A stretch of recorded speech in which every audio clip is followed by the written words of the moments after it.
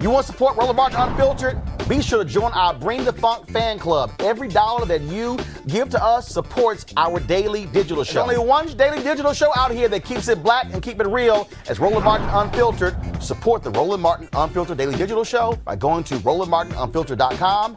You can make this possible. Panel, I got to ask you this here. What do you make of all of a sudden all these people just loving themselves some Juneteenth?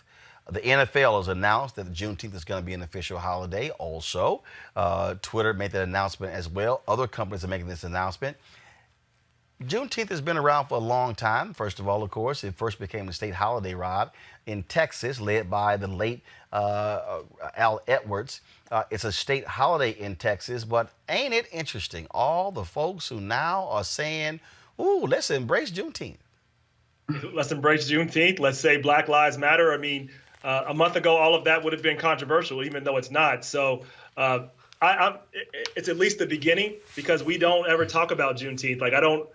It's not something this country ever talks about, so we can at least talk about it and make sure that it should be held. Those of us in Texas do. But here's what's interesting, though. I mean, don't talk about Ohio. But here's what's interesting. What's interesting, though, about Juneteenth is actually has spread to a lot of parts of the country. And it has been embraced by more African Americans in other parts of the country. I've spoken at Juneteenth events in New Jersey. In fact, there's one coming up I recorded a speech for. There's an event happening tonight that I'm going to be participating in Zoom as well. And so you have seen sort of that embracing, Niambi. Yeah.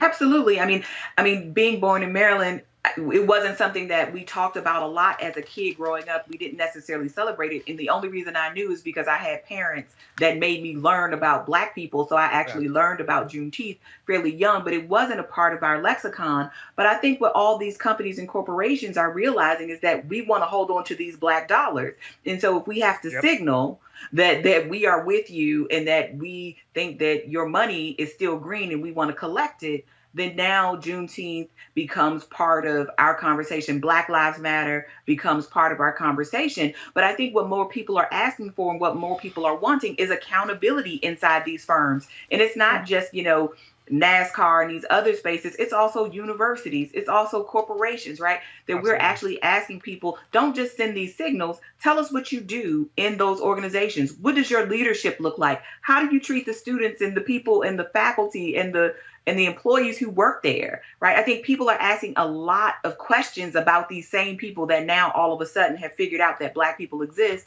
and that we have our own special holidays that we celebrate as communities, and now they want to embrace it. So I think there are some real questions here. Leah? Yep. Sure. So I've been going to Juneteenth celebrations since I was a toddler, and I'm from Hartford, Connecticut, and we have a fabulous Juneteenth celebration every single year where thousands of people come out.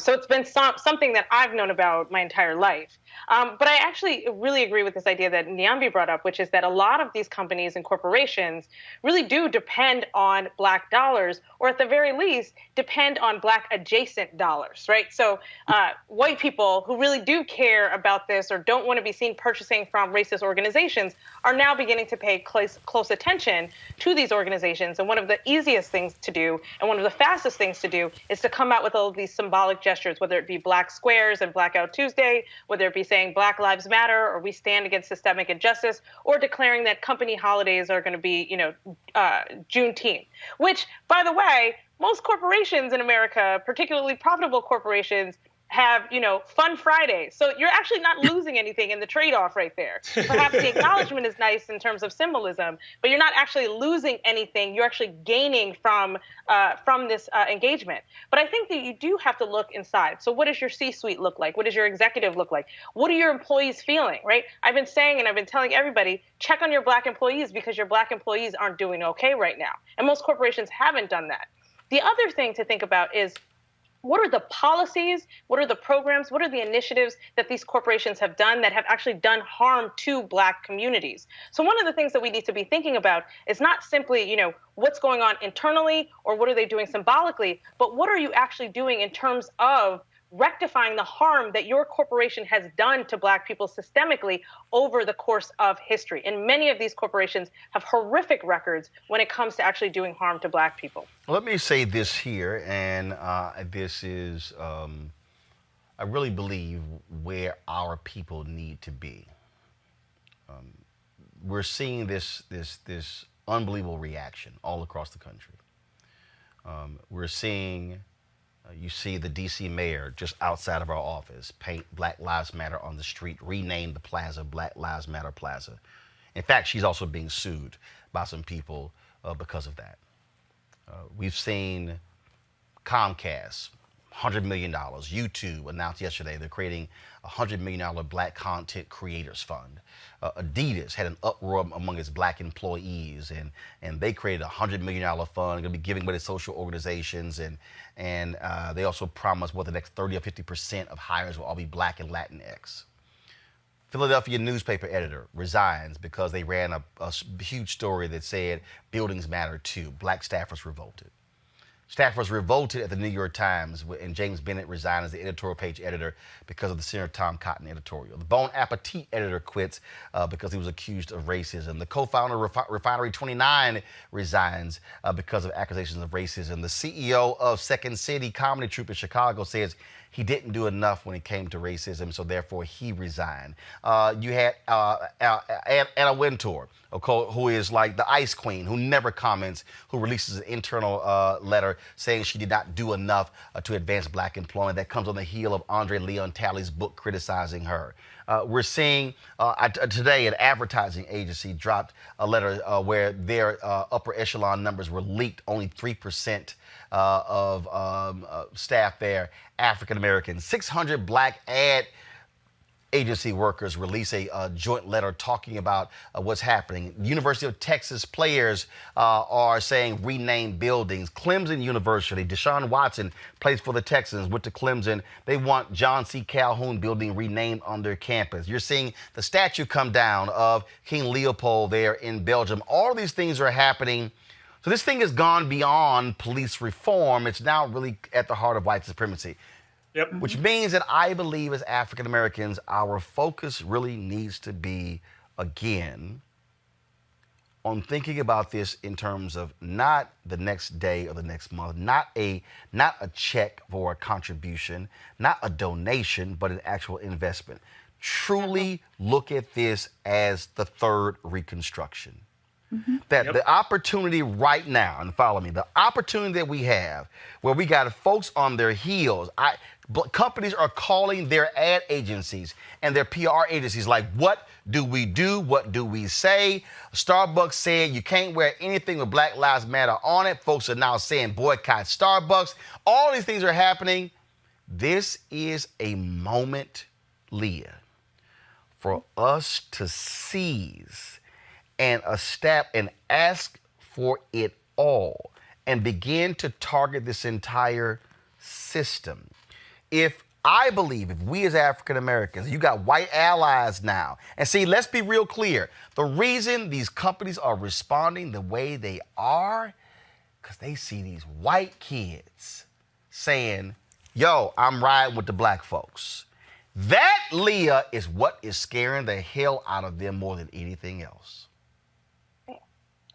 Absolutely. And I think you're absolutely right in terms of thinking about this is a moment to seize the opportunity for investment, and not just short-term investment, but long-term investment. And I think one of the things that we can talk about is how at each of these moments and times where we see something similar, not the same, because I would argue that what we're seeing right now is at the cusp of transformational. But where we've seen these other moments, whether it be like the Black college student movement, Black Power movement, 1968 through 1971, whether it be like the peak of the civil rights movement in the early 1960s, during this various corporate America kind of multiculturalism moment in the 1980s and 1990s, what we see follows across industries is this real push towards integration. So we can actually count. And I've seen, there have been a couple of interesting things on social media, particularly as people say, I can recount the time that I was hired based on, what moment we were in this various social movement, because all of these corporations are now moving to be inclusive. The difference, however, is that most of those movements were temporary, right? Meaning that once, a couple months had gone by, a couple years had gone by, these white-powered corporations say, enough is enough. We've done our duty, right? We've filled our quota. This time has the potential to be different, particularly with this idea of a multiracial movement and kind of continuing pressure that this has to be long-term investment, long-term change. Not days, not weeks, not months, not years, but decades of change and investment. Amber. Yep. I was going to say, and I think it's also a moment where we get to set the terms. So people can talk about what they're willing to give, but we get to make also a counter, right, to those offers and say, this is actually what we want. And this is what we're demanding. And anything short of this is not going to be acceptable, because if we want these long-term investments, we can't just be taking money for these corporations to make these corporations look good. We should also be getting something on the back end for our communities and building our institutions and our skill sets and our capabilities, right? You know, if the point of these dollars is because we can actually generate something that is going to be long-term for our children and our children's children, then we can't just be happy with what they give. Because if these companies have $100 million to invest, they have 200 and 300 and 500, and we can't go to the table scared. We have to demand what we want, and we have to be clear about this being a negotiation, right? Like, you don't get conciliation with Black people on the cheap. And I think part of what these organizations are doing, or at least we have the potential to do with these organizations, is take their money and actually make something worthwhile for our communities and try to grow that money. So it's not just this sort of one-time payout, like, hey, I did this thing and it repaired the damage, and so we're done from here and forevermore because, you know, this thing happened. We have to keep talking about what the issues are. We have to keep talking about why we still need these changes, because these problems didn't pop up in a decade. These are centuries-long grievances. Well, Rob, and it will take that long to undo. Well, Rob, and what I've been saying to Black folks is, there's no better time for your ass to open up your damn mouth and not get fired. Oh, absolutely. Or to open up a business, or to actually organize and do things. This is a moment in time, and we've had them at certain points. So this is a time that we can hopefully have longer, sustainable change. We have power. We don't always value it. We don't always recognize it. Money often flows through us, but not to us. But we are often the conduit of a lot of money in this society. We are. Our pop culture sells, everything sells. We sell a lot. We just don't always value it. Now people are recognizing that and seeing that. So we do have to take this moment and really, I think, hone in our A. Philip Randolph. For all you nerds, he was a labor leader, Black labor leader, helped organize the March on Washington. A lot of people don't know about him. He was behind the scenes a lot. But he said a quote that I think people should really, really, really take to heart. He said, look, in the banquet of life, there are no reserved seats. You only get what you can take, and you only keep what you can hold. You can't keep or take anything unless you're organized. So we got to use this moment to figure out ways to get more investments, to be organized, because we have power. And we shouldn't just settle for a check here or there. We need to settle for long-term investment. We need to settle for structural change. We have that power. We need to demand it. We don't have to beg. We have power. We just need to recognize it. All right, folks, back to our Roland Mark Unfiltered video in just one moment.